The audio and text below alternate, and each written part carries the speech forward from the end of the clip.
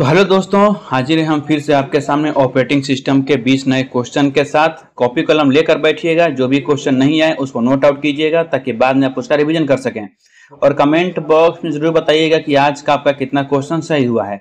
तो चलिए चालू करते हैं। पहला क्वेश्चन है आपका, टेक्स्ट को क्लिप बोर्ड में कॉपी करने के लिए किस कमांड का प्रयोग करेंगे। आपको बताना है किसी भी टेक्स्ट को क्लिप बोर्ड में कॉपी करने के लिए हम किस कमांड का उपयोग करते हैं। ऑप्शन नंबर ए Ctrl+C का, ऑप्शन नंबर बी Ctrl+X का, ऑप्शन नंबर सी Ctrl+V का, या ऑप्शन नंबर डी उपरोक्त में से कोई नहीं।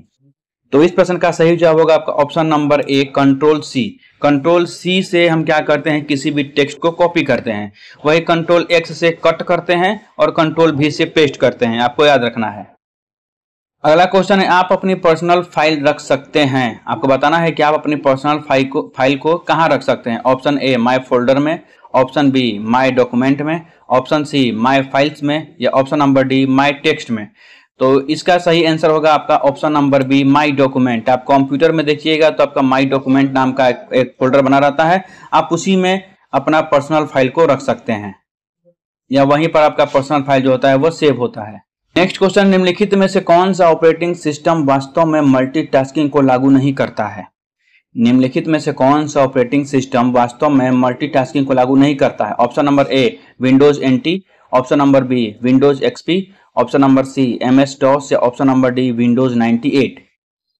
तो इस प्रश्न का सही जवाब होगा आपका option number C MS-DOS। Microsoft disk operating system जो है वह क्या करता है, मल्टीटास्किंग को लागू नहीं करता है।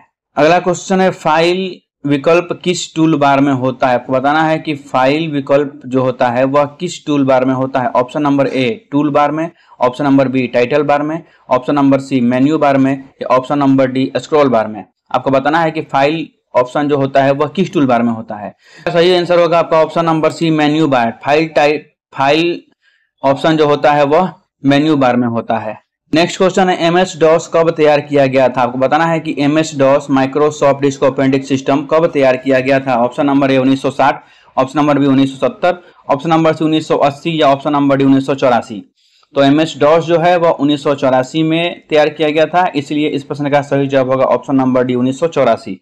अगला प्रश्न है, लाइन के अंत में जाने के लिए प्रयुक्त कुंजी कौन सी है। अगर हमको किसी भी लाइन के अंत में जाना है तो हम कौन सा बटन प्रेस करेंगे। Option number A home button, option number B page up button, option number C page down button, या option number D end button.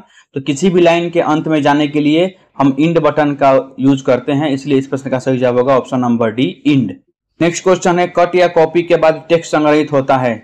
कोई भी टेक्स्ट को जब हम कट या कॉपी करते हैं तो वो कहाँ स्टोर होता है। ऑप्शन नंबर ए क्लिपबोर्ड में, option number B file memory में, ऑप्शन नंबर सी रैम में, या ऑप्शन नंबर डी उपरोक्त में से कोई नहीं। तो कोई भी टेक्स्ट को जब हम कॉपी या कट करते हैं तो वो जाकर क्लिपबोर्ड में सेव होता है, इसलिए इस प्रश्न का सही जवाब होगा ऑप्शन नंबर ए क्लिपबोर्ड।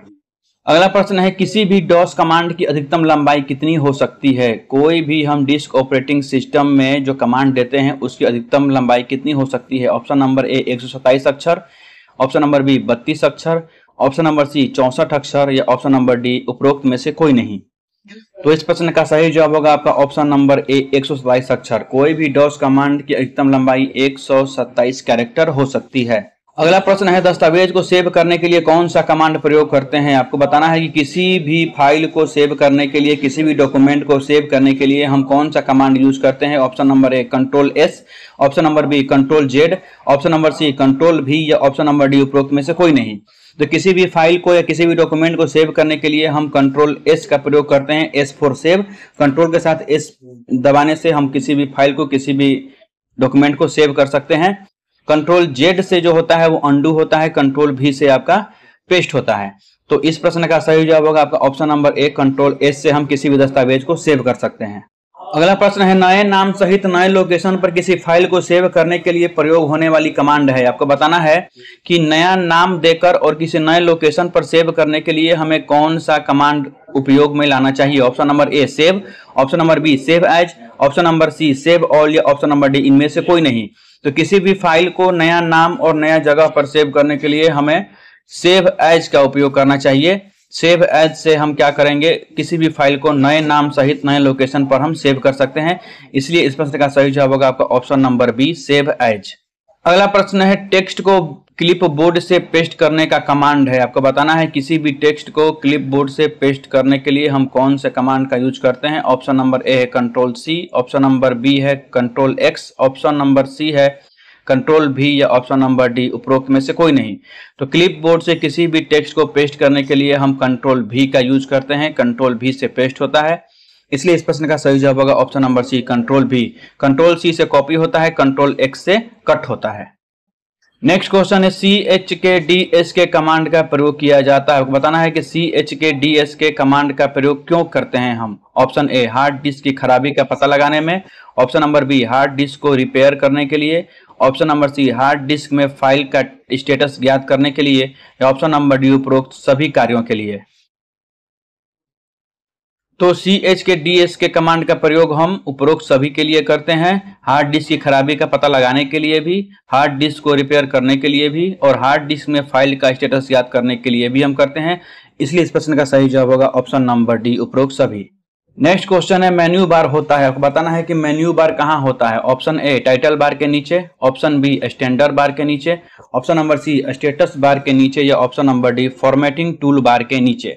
तो मेन्यू बार जो होता है वह टाइटल बार के नीचे होता है, इसलिए इस प्रश्न का सही जवाब हो जाएगा ऑप्शन नंबर ए टाइटल बार के नीचे। अगला प्रश्न है SYS कमांड का उपयोग किया जाता है। आपको बताना है कि SYS कमांड का उपयोग हम क्यों करते हैं। ऑप्शन नंबर ए डॉस की सिस्टम फाइलें अपडेट करने के लिए, ऑप्शन नंबर बी नई डिस्क में डॉस सिस्टम फाइलों की कॉपी बनाने के लिए, ऑप्शन नंबर सी नई डिस्क में डॉस कॉन्फ़िगरेशन की कॉपी बनाने के लिए, या ऑप्शन नंबर डी उपरोक्त सभी। तो इस प्रश्न का सही जवाब होगा आपका ऑप्शन नंबर सी नई डिस्क में डॉस कॉन्फ़िगरेशन की कॉपी बनाने के लिए हम SYS कमांड का उपयोग करते हैं।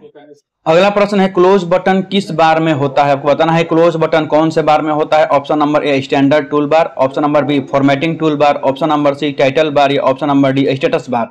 तो आप सभी जानते हैं कि क्लोज बटन जो होता है वह टाइटल बार में होता है। सबसे ऊपर वाला जो बार होता है उसको टाइटल बार कहते हैं। तो क्लोज बटन भी सबसे ऊपर ही रहता है, यानी कि टाइटल बार में ही रहता है। आपको दाहिने साइड में दिखाई देगा सबसे कोने में टाइटल बार में। तो इस प्रश्न का सही जवाब होगा option number C title bar में क्लोज बटन रहता है। नेक्स्ट क्वेश्चन है किस ऑपरेटिंग सिस्टम में उपयोगकर्ता एक साथ कई कंप्यूटर ऑपरेट कर सकते हैं। आपको बताना है कि किस ऑपरेटिंग सिस्टम में यूजर जो है वह एक साथ कई कंप्यूटर ऑपरेट कर सकते हैं। Option number A time sharing, option number B MS DOS, option number C Windows, या ऑप्शन नंबर डी उपरोक्त सभी। तो इस प्रश्न का सही जवाब होगा आपका option number A time sharing operating system में उपयोगकर्ता एक साथ कई कंप्यूटर ऑपरेट कर सकते हैं। नेक्स्ट क्वेश्चन है गोपनीय कोड जो कुछ प्रोग्रामों में प्रविष्टि प्रतिबंधित करता है। गोपनीय कोड जो कुछ प्रोग्रामों में प्रविष्टि प्रतिबंधित करता है वो क्या कहलाता है। पासवर्ड कहलाता है, बी पासपोर्ट कहलाता है, सी एंट्री कोड कहलाता है, या option number D access code कहलाता है। इस प्रश्न का सही जवाब होगा आपका ऑप्शन नंबर ए पासवर्ड। हम पासवर्ड लगाकर ही किसी भी फाइल या किसी भी प्रोग्राम में हम किसी को एंट्री करने से रोक सकते हैं, या उसको हम प्रोटेक्ट कर सकते हैं किसी भी फाइल या किसी भी प्रोग्राम को। तो इस प्रश्न का सही जवाब होगा ऑप्शन नंबर ए पासवर्ड।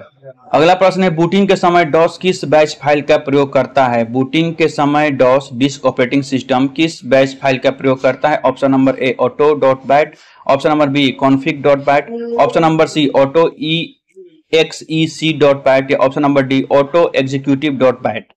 तो इस प्रश्न का सही जवाब होगा आपका option number C auto exec.bat। Next question है कि जब फाइल को हम कंप्यूटर से मिटाते हैं तो फाइल होगी। Option number A temporary deleted, option number B permanently deleted, option number C in recycle bin, या फिर option number D move to system registry. आपको बताना है कि जब हम किसी भी कंप्यूटर से किसी फाइल को जब डिलीट करते हैं तो वह फाइल कहाँ जाएगी। टेम्पररी डिलीट हो जाएगी, परमानेंट डिलीट होगी, या रिसाइकिल बिन में जाएगी, या फिर सिस्टम रजिस्ट्री में जाएगी। तो आप सभी जानते हैं किसी फाइल को जब हम डिलीट करते हैं कंप्यूटर से तो वो रिसाइकिल बिन में जाती है, इसलिए इस प्रश्न का सही जवाब होगा option number C recycle bin. आज का अंतिम और अगला क्वेश्चन है ऑपरेटिंग सिस्टम के कार्य की श्रेणी नहीं है। आपको बताना है कि ऑपरेटिंग सिस्टम के कार्य की श्रेणी कौन सी नहीं है। Option number A virus protection, option number B memory management, option number C processor management, या option number D file management. तो आप सभी जानते हैं कि ऑपरेटिंग सिस्टम जो है वह वायरस प्रोटेक्शन नहीं करती है। इस प्रश्न का सही जवाब हो जाएगा option number A virus protection. तो आशा करते हैं कि आपको आज का सेशन पसंद आया होगा। मिलेंगे अगले अंक में अगले 20 प्रश्नों के साथ। तब तक आप अपना तैयारी जारी रखिए, टाइपिंग करते रहिए और CBT करते रहिए। धन्यवाद।